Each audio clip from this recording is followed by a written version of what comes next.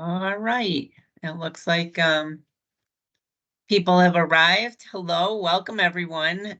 Good afternoon. My name is Elisa Velardo and I'm Deputy Commissioner for the Department of Developmental Services. It's good to see everyone here this afternoon, and welcome to our fourth Tuesday Forum on Innovative Options. Our topic this month is individualized home supports and how individualized home supports are customized based on the needs of the individual. So we have some great presenters today, and we have some nice resources to share. I want to let everyone know that today's session is being recorded. The recording will be available on our website. So if there's someone that you know that would have liked to attend this afternoon, but they weren't able to, by the end of this week, you will see the recording on our website, along with the PowerPoint presentations that are shared today, so that people will have access to the resources. Give us to the end of the week, and on our web site, you will see on the cover page the link for Fourth Tuesday forums. You will also see the recordings for all previous forums. So these forums have been happening for over a year now on a variety of topics. We, in each forum, have a variety of presenters, including DDS staff that share a little bit about the option. We have providers that can speak to how they provide that service option. And then most important of all, individuals and families that talk about their experience with the option. We do hold all questions until the end, just to make sure that we get through all of the presentations. If you have a question or a comment as someone's presenting, you're welcome to put that in the chat. That's the little bubble that allows you to type in a message. So you can put any questions in the chat, or you can hold your question until the end, and we'll call on anybody who, at that point, you can use the hand raise feature, and we'll call on anybody who has a question at that time. So without further ado, I'd like to introduce Mallory Valdez, Case Management Supervisor, who's going to share a little bit of information about individualized home supports. And welcome, Mallory. Thank you, Deputy Commissioner. Hi, everyone. It's nice to see you all this afternoon. As the Deputy Commissioner shared, I will be sharing some information about in-home supports and how they're customized to meet the needs of the individuals and the families that we support. All right, Kyle, if you want to go to the next slide. Okay, so what is individualized supports? Individualized supports are also known as IHS, and they can be delivered by a qualified vendor who is an agency with DDS, or they can be done through self-directed supports. They can be used in clustered living settings, and they can be used through the supports of assistive technology. We're going to go over all of these different kind of support models a little bit further into the presentation. Okay, ready, Kyle? All right. So we've talked about what kind of the different ways that they can be supported and delivered, but there's a few more things about this individualized home supports that we want to share. IHS does not provide 24-hour supports.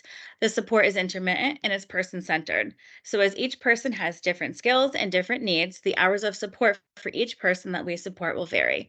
The hours are determined from a tool that we use called the LON, which is also known as the level of need. So where can IHS be provided? Again, this is completely person-centered, so it really can be anywhere. It's a person-centered approach, and the location will vary. Some examples of where support can be provided are a family home, an individual's own home, within the community, such as a grocery store, a career fair, or a library. And what are the purposes of IHS? The purpose of IHS is to develop and to improve skills for each different person. We want to reach personal and identified goals, increase independence, and have enhanced community involvement and integration. Some examples of what in-home supports can help with are budgeting and money management, optimizing health and wellness, safety, increase skills for employment and development, and to expand on relationships that are meaningful and important to each individual. Thanks, Kyle. Okay, so for the different kinds of support options, they can be provided by an agency that's already an identified qualified provider with DDS. Agency staff will support the individual. They're considered part of the team, which means they're going to participate in the IP meetings annually and as any other meetings that need to come up throughout the time of the plan for the individual. So the reason why they're part of the IP is because in the IP we identify goals and directives and plans. So the support of that staff would be to help the individual work on all of those goals. So they need to be part of the team and know what goals are being worked on so they can support the individual with doing them while providing the in-home supports. Okay, next slide, Kyle. Okay, so an individual can be their own employer of record. This is all through self determination. So when somebody self directs and self determines their staff, it means they have the choice to hire and manage their own staff. They'll take the control and the authority of hiring them of their own staff and becoming their own boss or their own employer. With self direction does come responsibilities as well. So, with the employer of record, the person is responsible for advertising the position, interviewing, hiring, and managing the staff. The staff that are hired through self direction are called direct support professionals, also known as DSPs. So, one might ask, where can I find a direct support professional? Or how do I look if I have something in mind? We do offer through DDS a 1 year free subscription through a site called Rewarding Work. And within that site, it does allow us to be able to give you the subscription. This is where you can go in and you can view and you can see different staff that are seeking employment opportunities. So they will, encompass a resume or different job skills on there. In addition to that, other ways that people have recruited staff are through advertisements. And that could be at a local college, a library, our religious affiliation, and anything basically that you think would be a good spot to advertise this, the hiring for the staff so they can support the individual as best as they can. Okay, next slide, Kyle.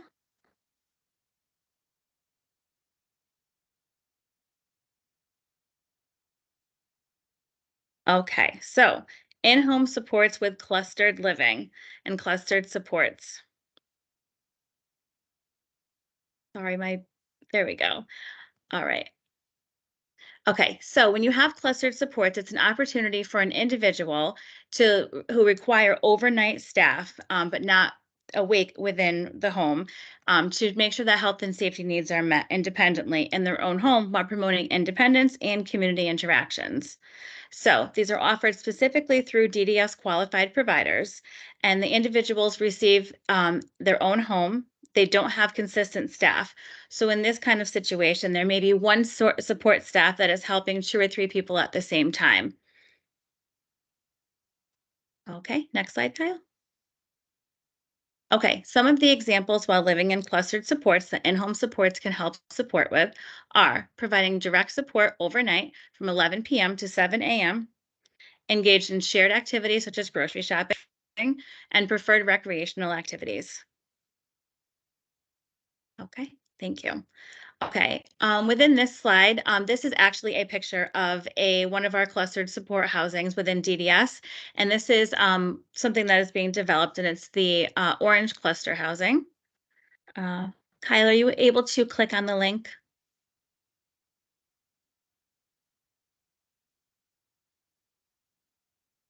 Give me just one moment. Thank you.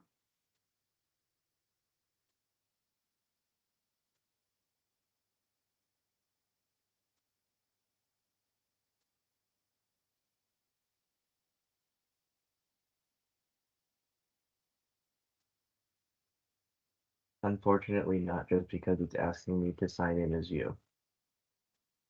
Boy, okay. I should be able to bring it up. My apologies. I can stop Nope, no sharing. worries. We can take over Um, if that's the rest. No, no worries at all. For the purpose of time, what I will do is when the presentation is over, my piece is over, I will add this into the chat so everybody can go ahead and be able to view the brochure. But what it is it's a brochure basically explaining for this, specific clustered housing, what supports and services they have in place. Okay, next slide, please. Thank you. Okay, so continuing with clustered supports, this is an individual that our department supports. She has been living in a clustered support housing, center in the Greater Torrington area for several months now. You can see her; she's got her own washer and dryer. She is the building complex is called Riverfront, and you can see why in the picture. There's a picture of this young lady enjoying the riverfront setting and scenery from her own apartment. She has gained a ton of independence through living in clustered supports and receiving in-home supports through the support and staff of the clustered staffing. So it's great for some people. Okay, next slide, Kyle. All right, IHS and assistive technology. So assistive technology is really any piece of equipment or software that is used to, increase and maintain the independence for individuals. It enhances communication and promotes individuals' overall independence. It's always person-centered. What is successful for one person for a part of assistive technology may not be for somebody else, but it's going to help you feel confident and give you support in place of an actual person in the case that that is needed. Okay, next slide, Kyle. All right. I'm not sure if it'll let you click on this, but we did share two pictures of people using assistive technology while using in-home support. So you see there's one gentleman using his computer, and there's another one using his phone. So something as simple as FaceTiming that can be implemented into somebody's plan to give those remote supports using assistive technology while giving the person as most independence as possible. And we did add a little video. I'm hoping it will work. Just one moment to transfer over.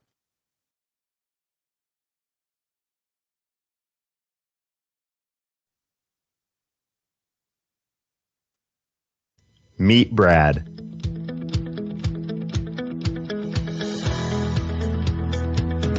Brad likes soccer and hanging out with friends. He also has a developmental disability. That means different things for different people. But for Brad, it means that he sometimes has seizures and has trouble remembering things. He uses tools like lists and calendars to help keep him on track. Brad also has a family that loves him a lot. When Brad told them he was ready to live on his own, they wanted to support him, and they were concerned about his health and safety. The service and support coordinator that helps Brad coordinate his services through his County Board of Developmental Disabilities talked to Brad about remote monitoring. Remote monitoring is a Medicaid-funded waiver service that uses technology to promote a person's independence and safety by having staff in a remote location. There are a lot of different tools available through remote monitoring, things like sensors that trigger alarms, as well as door cameras and monitors. Remote monitoring tools can be customized to best fit someone's needs, no matter their age or their disability. Brad needed a tool that could help him if he had a seizure while he was home alone. He uses sensors installed in floor mats to help detect if his movements become irregular, and can alert someone remotely of a possible problem. He needed a tool to help him when he forgets things like taking medicine or turning the water off after using the sink, so his sink has a flood detector that shuts off the water if Brad forgets to do it. He also uses a medication dispenser that alerts him if he hasn't taken his pills. It can even send his family a text message if he misses it a second time. The remote monitoring tools Brad uses every day support him in being more independent in his daily routine and help him live on his own. The tools put his family at ease because they know he is safe. They also know that they will get an alert if something goes wrong. Brad now gets to live more of the life he wants. Thanks for watching.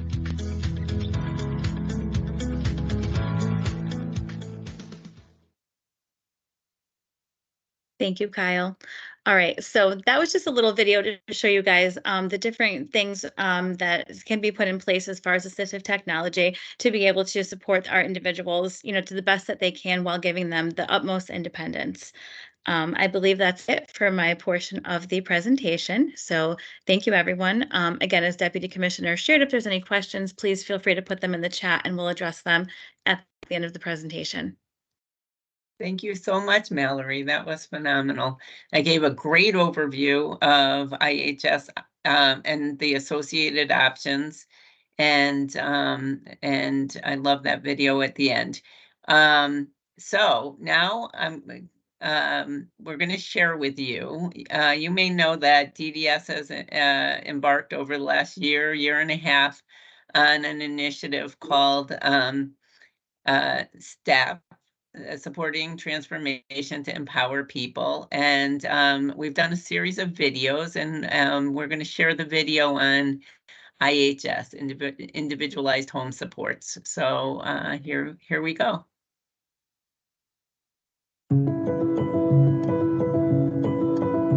I saw the change in attitude when he went out and came back. It was an uplift of his spirit, his attitude, and that was huge. He was learning new skills, and he just really enjoyed it. And he got to do things that, we were older parents. He couldn't have done wall climbing or stuff like that with us. Wait a minute. Yeah, you could do it. The mission of the Connecticut Department of Developmental Services is to partner with individuals and their families to create meaningful opportunities for individuals to fully participate as valued members of their communities. I think it was just great for him to get out on his own, meet with his own peers. At the same time, it was great for us to be able to spend time together and get out on our own too, also. So there are a couple goals for individualized home supports. First, it's to help the individual start to learn how to live more independently in the hope to eventually live in an apartment or a home of his or her own, or in a family home with the right level of support for their particular needs. I used to do men's group on Thursdays. I'll be out with Mike, Sean, Kyle, everybody, all my friends, DJ and everybody. IHS supports are delivered in person or virtually, tailored to each individual's needs and desires, and available for as long as the person requires them. So instead of going in and helping someone wash their clothes in their family washroom, we take them out to a community laundromat. Instead of cooking in the family kitchen, we'll take them out to somebody else's apartment so that they can get a better taste of what life may be like outside of the family home. I used to do grocery shopping with Dane and other stuff with Dane, like the library with him sometimes, basketball. And after I went out with Dane, I went out with John Fair for a couple of times. It was good as far as I was concerned to see Jared excited to go. I mean, he was happy to go, and he was happy coming back. They were happy that I was going out with Dane and John Fair, the other person I went out with. That worked out fine. That worked out. IHS staff assists with planning meals, shopping for groceries, making and keeping medical appointments, paying bills, maintaining their homes, accessing their communities, and many other supports an individual may need to live more independently. These services, like in-home supports, ultimately lead to more cost-effective provision of services, because as people become more independent, they need less, and they're better off, and it's a win-win.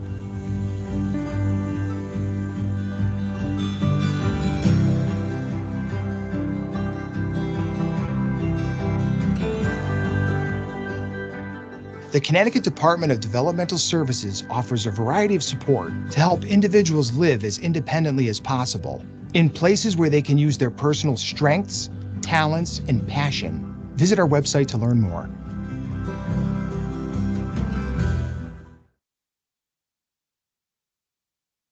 Thank Welcome you, to Kyle. Module 4 of the Mandated Oh. Abuse. Thank you, Kyle.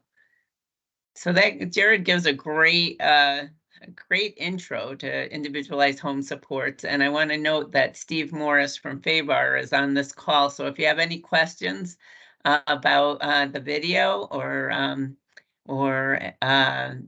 any questions for Steve, you can put those in the chat. And now I'd like to introduce Melissa Mascari. Melissa's from Dungarvan. And I mentioned a step, supporting transformation to empower people.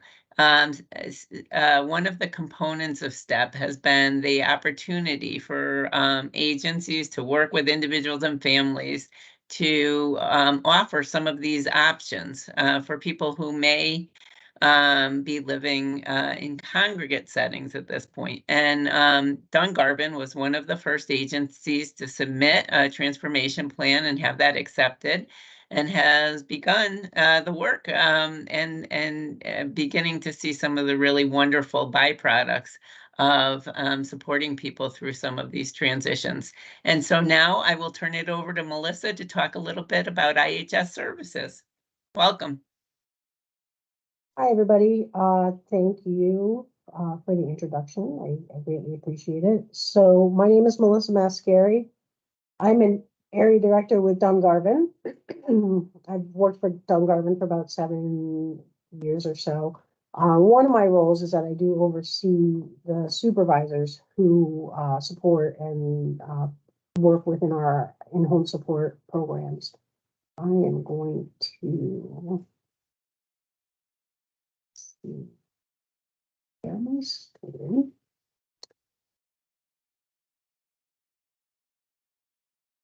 Can you see my slideshow, or is it just my camera? We can see it. All right, perfect. So, like I said, we're I work for Dungarvan. We did submit our STEP plan, and I'm going to talk to you a little bit about that. My first slide here is shoot for the moon. Even if you miss, you'll land among the stars. We believe that, you know, if somebody's expressing a desire to live more independently and not in a congregate setting like a CRS or a CLA, we'll work with that individual and that team to try to develop a plan that meets that person's needs.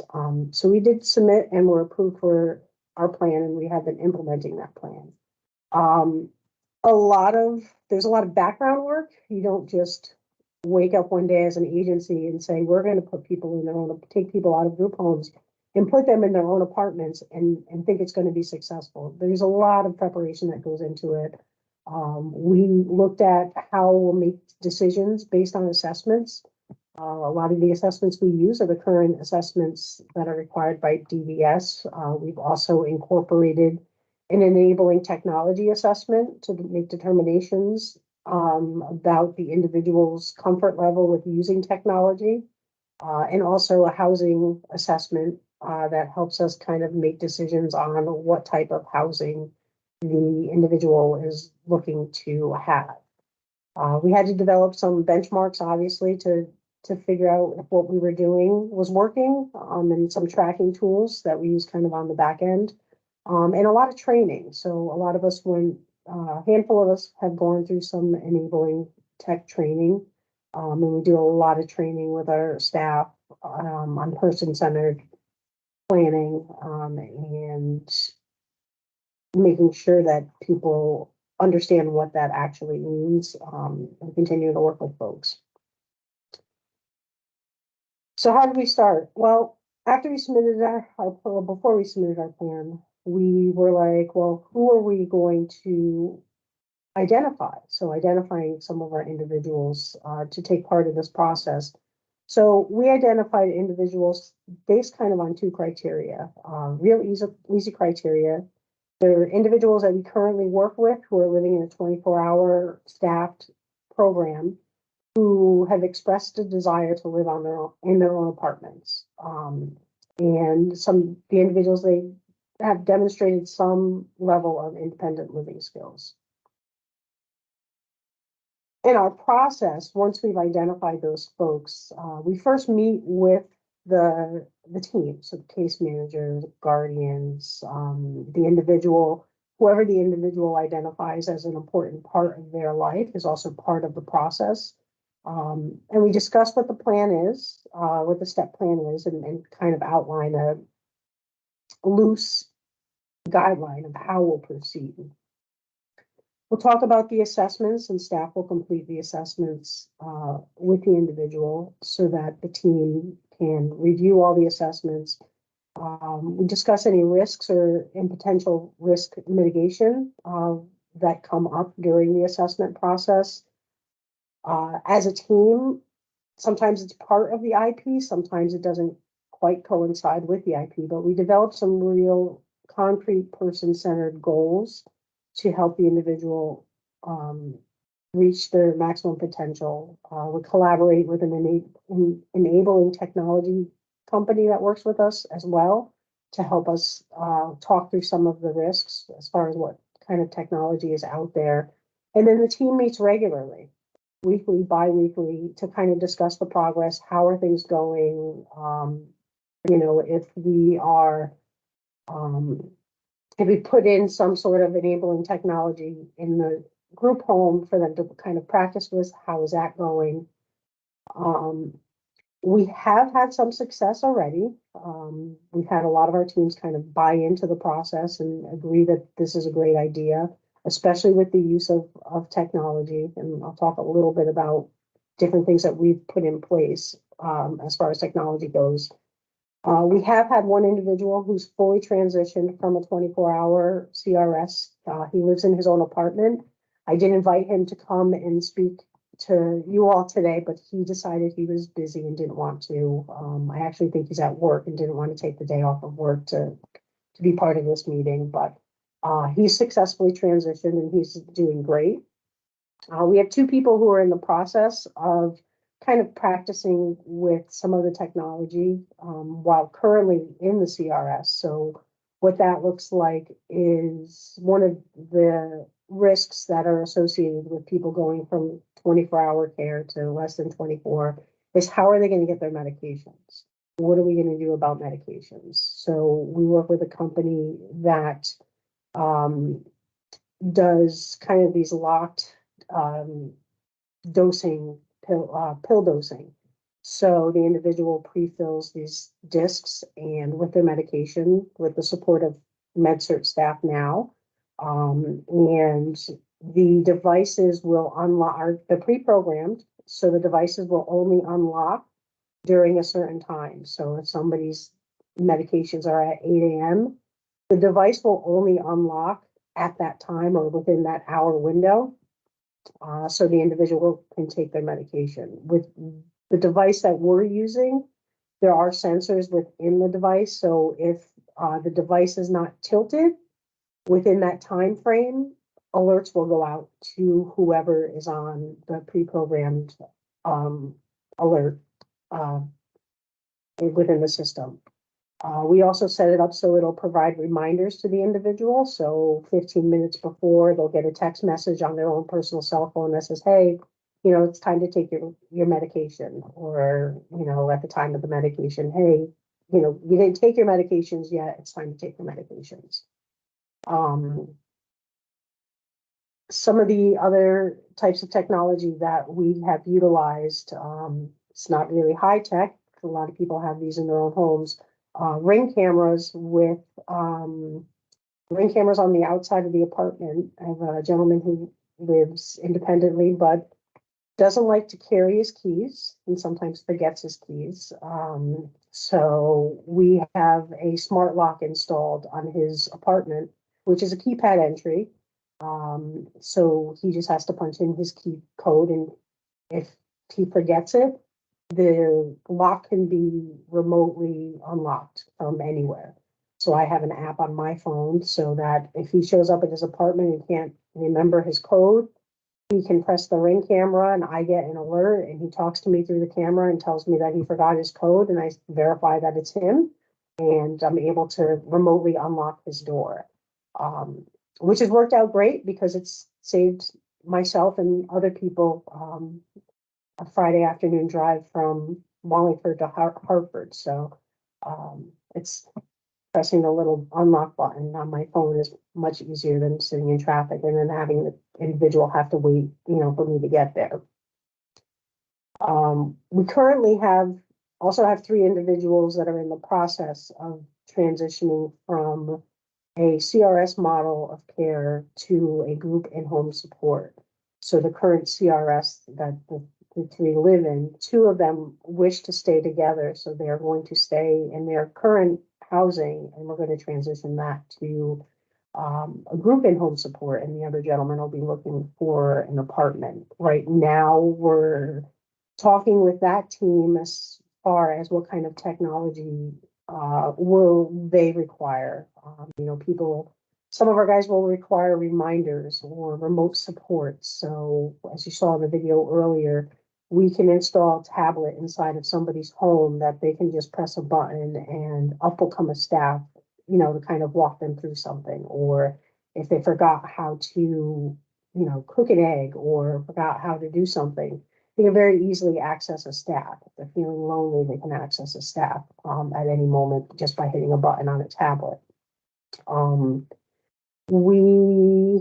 Let's see, we also, as far as technology goes, we've used stove guards, which will automatically turn off our electric stoves. Most of them are electric. The electric stoves with, if there's no activity or if the stove is left on and there's nothing on top of the stove or in the oven, the stove guard will turn off the stove so that if somebody forgets to, is forgetful and maybe forgets to leave a pot on the stove or something like that, the stove will automatically turn off, which will help with obviously fire prevention and some safety stuff.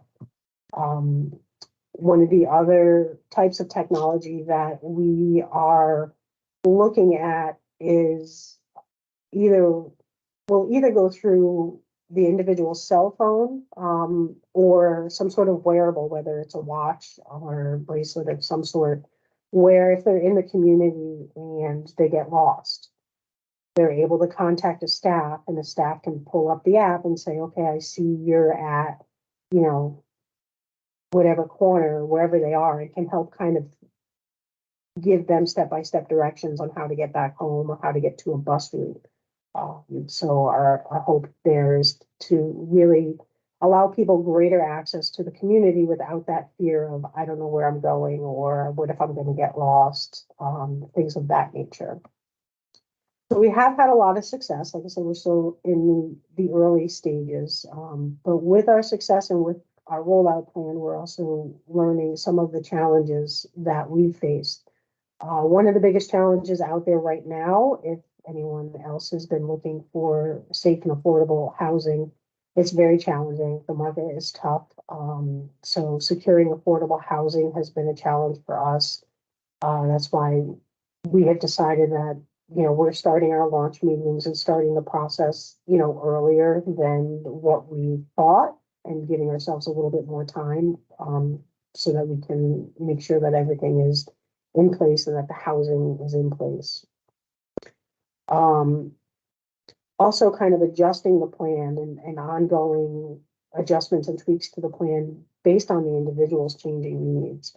One of the things that we're discovering as well is some of our individuals are having setbacks after we start talking about this plan because they're very, we have folks who are very social and engaged with, they may not like having staff all the time, but they like having people around all the time, and they're very used to that. Most of the individuals who are living in our 24-hour programs have spent most of their adult lives with people around them all the time.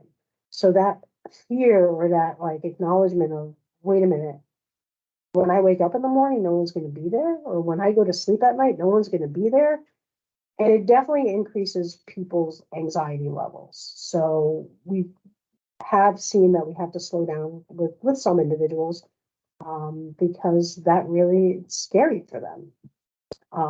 So kind of adjusting the plan to meet people's needs.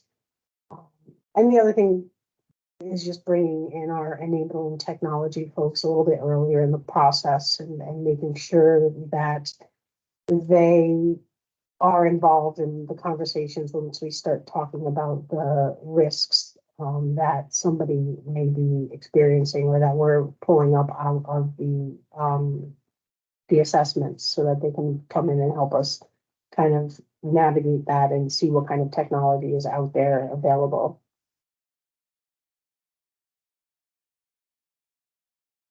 But that's pretty much all I have. definitely open to, let me stop sharing my screen. There we go. I'm definitely open to questions at the end. So if anyone has questions, feel free to wait till the end or throw them in the chat and we can respond as needed. Thank you. Thank Thank you. you for having me, giving me the opportunity to present. Thanks, Melissa. And you touched on so many important points. And I want to know you touched on affordable housing. Our director of housing is on this call. You touched on assistive technology, enabling technology. Our director of assistive technology is on this call. So if folks have questions on any of those areas, please note them in the chat. We have resources that are available, and we're happy to provide you with any guidance. One of the things I go didn't ahead. mention that is kind of the key to our plan and something that's very important, at least to me and Dungarvan, is that the individual is involved in every step from the launch to, you know, here's the keys to your new apartment. They attend every single meeting. Every time we have a conversation about their plan, they're involved. They're the voice at the table. They tell us we need to do this faster, or, you know, based on how they're reacting to some of the information, like we need to slow this down. So really the person who's being supported is the driving force behind, you know, how fast, how slow, what do we need? You know, where do you want to live kind of stuff. They're the driving force in our plans. Thank you. And you noted that the individual who has successfully transitioned from CRS into his own apartment was invited to participate, but couldn't because he was working. He wasn't the only one. And I said, what a wonderful thing, as I was reaching out, because people have great, compelling stories to share. One of the things that struck me for this particular forum is just how full people's lives are and how wonderful that is. And so I loved that challenge because it certainly speaks to the fact that people have full and rich lives. And speaking of full and rich lives, it is now my pleasure to introduce Heather Latora from Marrakesh, who is going to introduce our next presenters.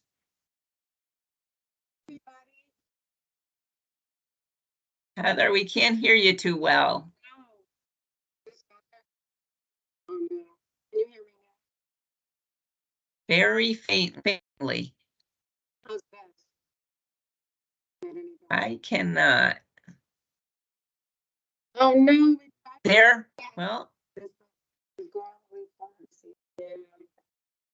Is that any better? It seems like you're fading in and out.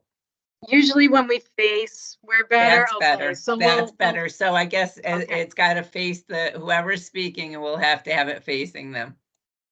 Well, I just, those were great presentations. And I think this is going to be a great compliment to what we've already heard. But wow, that was very thorough, and it's great work that's being done in the state. I'm so proud of it. I am going to introduce you to two huge stars at Marrakesh. This is, you are going to be really wonderfully surprised in meeting Lynn and her direct support professional, Maria Hartman. They have been together almost 30 years. They can't wait for their 30-year anniversary. And Lynn helped me put together a slide. Oh, thank you, Kyle. There's her slide. And so we are going to, Lynn put together the keys to successful supported living. She's been in our IHS services for about 28 years now. No, 24. Yep. Well, she's been at Marrakesh for 40 years, but she's been in our supported living program, our IHS services, for about 25 years in her own apartment. So I'm going to introduce you to Lynn, and she's going to talk about her keys to successful living on her own. And she's going to.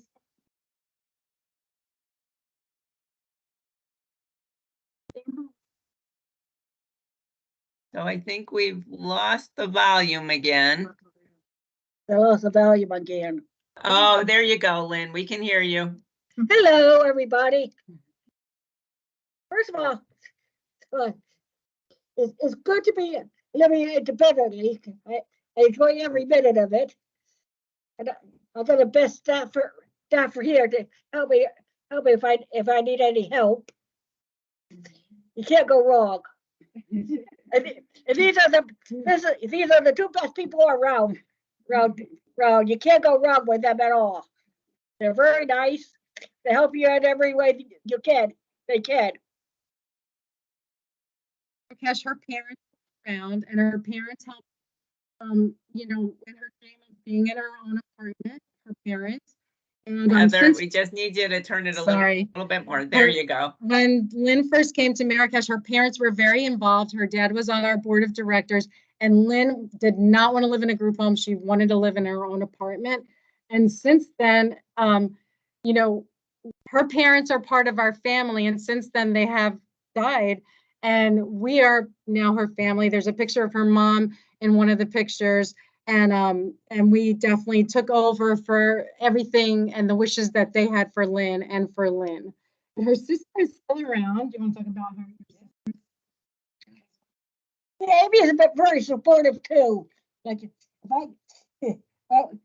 even though we don't live she lives in Massachusetts, but we still keep in touch with each other.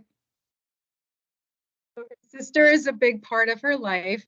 And also, and I'm glad Melissa brought it up, is affordable housing. Lynn happens to live in a home that we purchased a while ago, and she rents from Marrakesh. And upstairs, it happens to be that one of our staff and her sons live there too. So we have like natural supports right in the area as well. And they're good friends, you know, they like that. Lynn also had a problem with a roommate once. Can we talk about, she doesn't want to talk about it, but she now has a roommate that she loves. You want to talk about what you do with Kiki? Well, Kiki is a very nice person. When I first met her, I found out we're going to get a new roommate. And I said, I went to Tyre one night, and I sat up with her all night through when she first showed up. To keep her company and try to keep her calm and everything. Try to help her settle in. So I stayed up with her all night. Because that's the way I am. And then Maria helps her. I'm going to give you to Maria now, who is direct support professional, award-winning, and she's going to tell you how she supports Lynn in living a fun, wonderful, fulfilling life. Hi, everybody. I've been with Lynn for almost 30 years, and I help her with daily living, integrate her in the community when she wants to go out, you know, and teach her how to do things and stuff like that. And she's learned a lot in all these years. One of the things that I really enjoy seeing smiles on her face when she goes to work and comes back and tells me the things that she's done, the things that she learned, the things she went shopping and stuff like that. You know, we become like family. And I enjoy working with her. I can't leave her. 30 years, she's become my family now. My whole entire family supports her. They love her. She comes to cookouts and things like that, you know.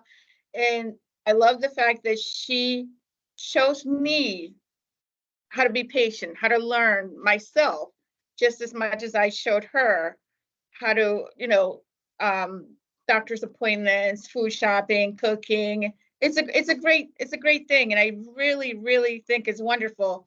The videos that I've just seen, oh my goodness, wow! I really praise you guys for doing such a wonderful job in this community. I really do.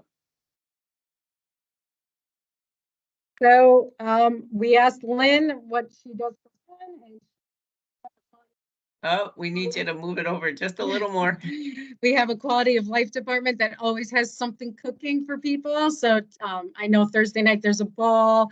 I know we have Special Olympics bowling. She happens to like to go to Camp Harkness, where we spent the weekend a couple of weeks ago. This time she couldn't go. But she likes to go play bingo. So she loves to enjoy different events, and that she's attached to many different community events and anything that Marrakesh does. She does have a way to call in case there's an emergency. So when nobody's there, when there's no overnight support, she knows how to call for help, and she does have a nurse as well.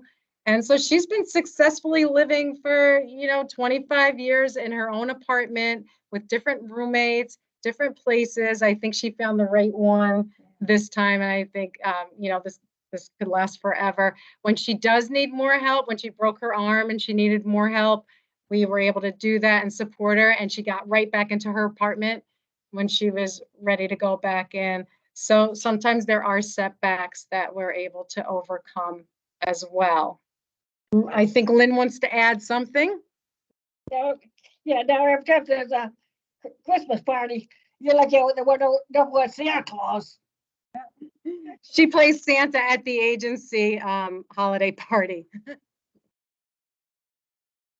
Lynn, Every minute of it. it sounds like you have a wonderful life, Lynn. And it sounds Yeah, like let's you're keep it that surrounded, way. you're surrounded by wonderful people who care a lot Oh, about you. yeah. These are the best people around. Believe me, they're the best. I think that's all you can ask for. You clearly are just having a wonderful life.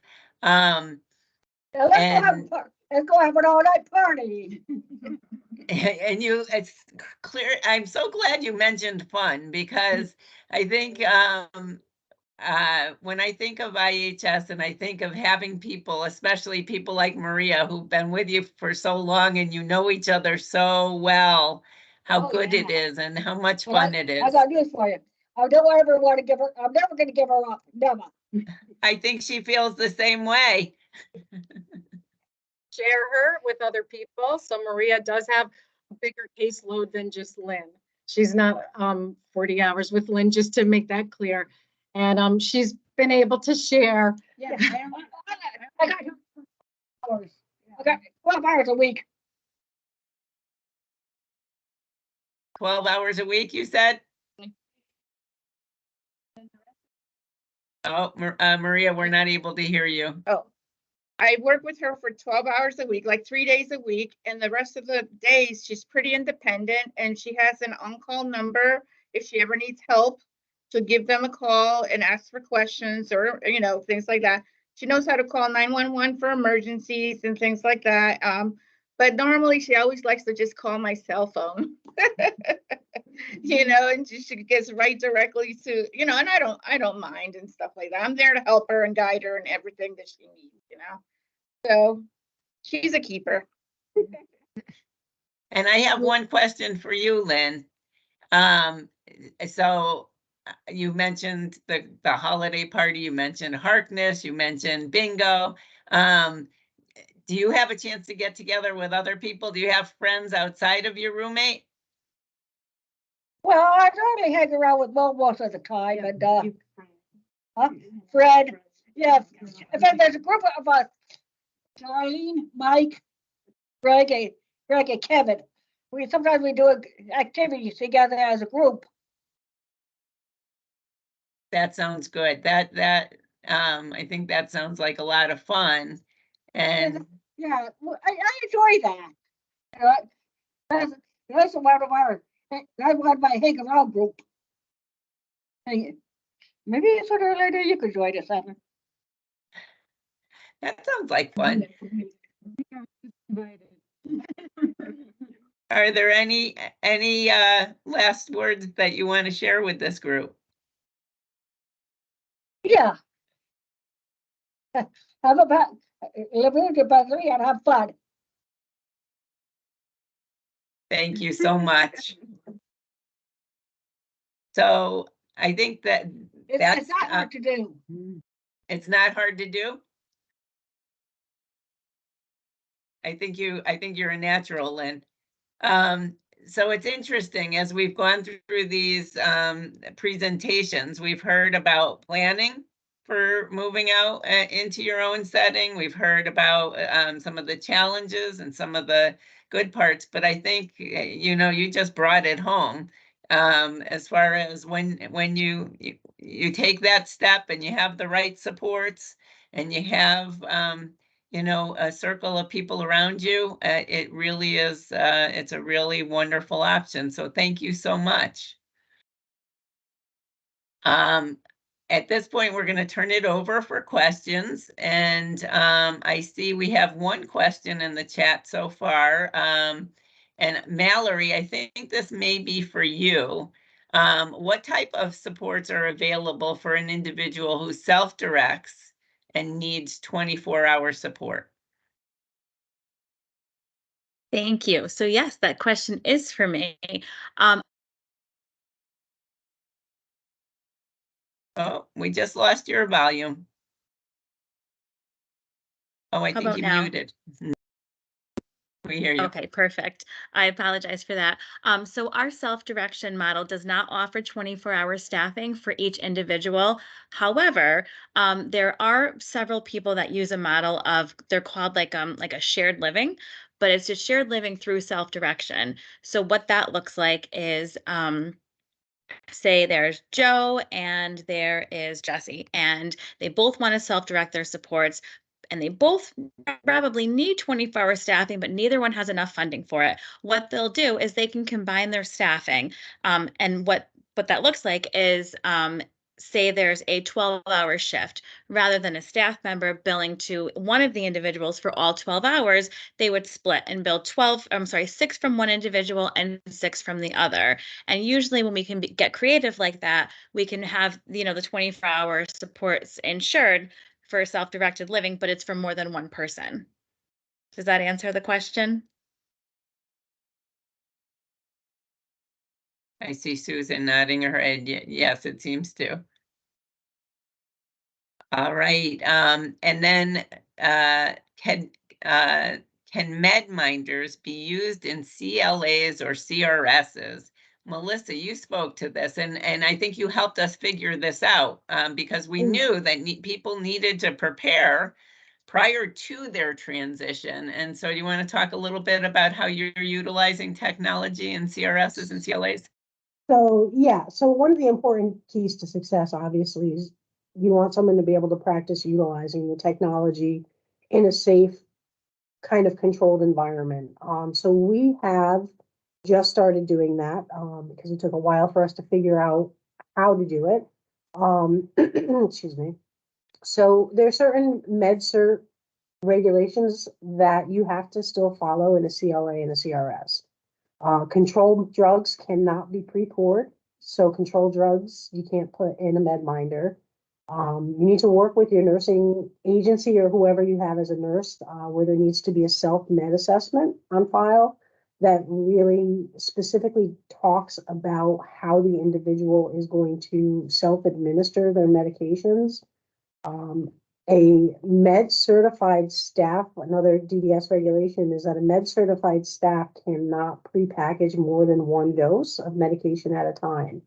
So we work with our nurses and our individuals and our med cert staff so that the individual pre-fills the device themselves. So the individual has to be able to take the medication from whatever the pharmacy delivers it in and take the pills and be able to pre-fill the device themselves. Some folks can only do one pill. Some folks, you know, can pre-fill all of their meds. It really depends on the skill level of the individual. So we will do, you know, with our folks, our nurses will sit with them initially and kind of review the process, and with the med-cert staff, because the med-cert staff can say, okay, let's read your orders, and they do it kind of step by step, but the individual has to touch their medications. We do still keep the devices locked in the medicine cabinets because we want to ensure the safety of everybody in the home, so that if you know, the med device box unlocks at a certain time, I don't want, you know, Sarah to take Steve's pills because now the device is on the counter and it's unlocked and anybody can access it. So the devices are still kept locked in our medication cabinet while they're in the CRS, but they get the alerts. You know, the staff gets alerts all of that stuff is in place.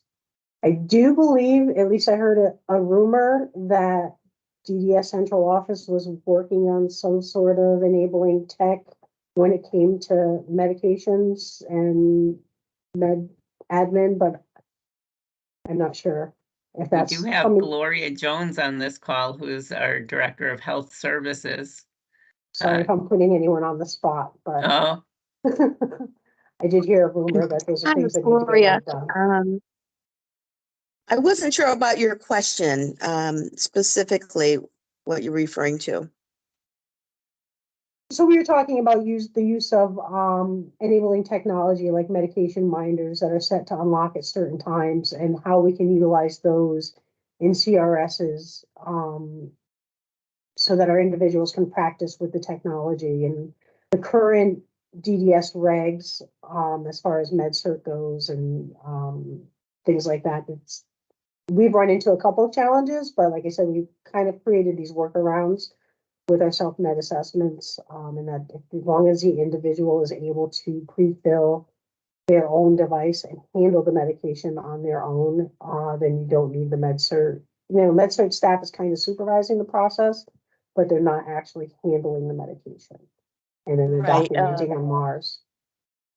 Yes, that's correct. So we do have a policy that is under review right now with all the specifics for using the MedMinder devices and what that process is like. It does include, you know, it could have staff supervision, but the individual has to, like you said, fill it themselves and be able to, you know, when it pops out, be able to take the medications themselves. oh, you froze, Gloria. So Melissa, I think I think this is a work in progress, but the mechanism that you've identified we would work on a person-centered approach as the need arises. So Audrey, I hope that answers your question. And Varian had asked for the flyer for the orange cluster. And Mallory, I know you put it in the chat, but when we click on it, it says we don't have access.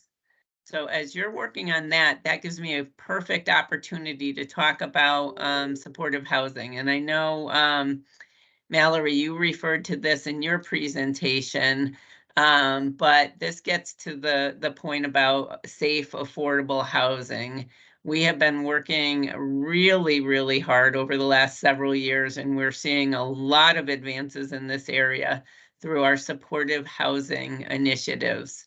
So we've had Fourth Tuesday forums focused specifically on supportive housing. If you're interested, you can review those recordings, but we have a couple options with supportive housing. One is the developments that you're probably familiar with. Mallory showed pictures of Riverview, and that's where there's a development right from the get-go. There's a partnership with a provider and a housing developer. As that complex is developed, a certain number of units are set aside, no more than 25% of the units in the building, set aside for people supported through DDS.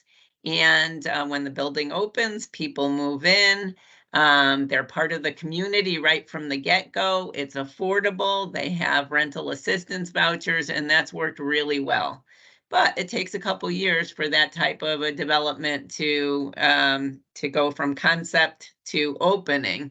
And so most recently, we've expanded our supportive housing opportunities. In fact, DDS just issued a notice of opportunity for 9 additional supportive housing non-project based and clusters. And that means existing apartment complexes in the community. Providers have the opportunity to reach out, develop a relationship, ask for a certain number of units within the complex to be set aside, submit a proposal to DDS, and begin supporting individuals in that setting. We issued one previous notice of opportunity. It was very well received. And this is going to allow us to provide housing, supportive housing services in areas of the state that don't right now have one of those developments. Our hope is to continue to work with developers and develop supportive housing projects across the state. But this non-project based supportive housing will allow us to open up housing opportunities to people in areas where one of those developments isn't currently in place. And so if you are interested in that type of development, you can always reach out to your local provider. If you have a relationship with a provider and have that conversation about this current opportunity, I definitely recommend that you do that, or reach out to your case manager. And we do have resources that identify where supportive housing is available across the state right now. All right. And the second part of that question is, and so when I talk about supportive housing, the housing is affordable housing, and the supports are IHS supports that we just described. Some may be just like what Lynn described, 12 hours a week and gathering and getting together with friends and being part of a network. Some may have the availability of overnight supports in the building, not in the apartment, but in the building that may be available depending on the needs of the people. The second part of this question is that the same as community companion home? And no, a community companion home would be a home where an individual or family live and open their home to an individual that's looking to live in a family setting. So clustered supports are individuals are in their own apartment. They have intermittent supports. They may be part of a cluster, so have other people living nearby and share some of the supports, but it's not in a family home. The community companion home is in a family home. I hope that answers that question. The next question is, I have a person in a CRS who takes their own medication. They keep their meds in a locked med box in their room, which is the first lock because it's a locked med box, and they lock their bedroom door, which counts as the second lock. So that's an example of how somebody can self-administer their medications in a CRS setting. Let's see what we have for other questions. Lynn, you got a lot of thumbs up. People really appreciated your presentation, and they thank you for sharing your story.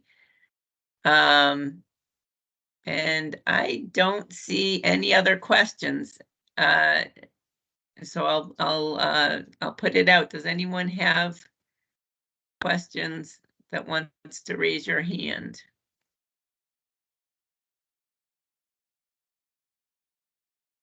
All right. I think that is it for today's presentation. I want to thank today's presenters. I think we got a really, really good range of possibilities, and that was our goal today, to really paint a picture on as to how individualized home supports, really the I in individualized is where it's at. They really, they change depending on the needs of the person. They can be in the family home, they can be in the person's own apartment. As Heather mentioned, they can change even with an individual. If something happens and there's a more acute need, the hours can increase, and then when things settle down again, they can go back to the regular schedule. It really is about an individualized support model. That's the way it works. Is that your experience? That's exactly the way that works. Thank you, Lynn. And that's the way it should work. Really, depending on what's going on, the supports adapt to what's going on in a person's life. All right. As I mentioned, this session was recorded. It'll be available on our website. Again, thank you to today's presenters. You did a phenomenal job, and I really appreciate your time. Thanks, everyone. You're welcome. Thank you.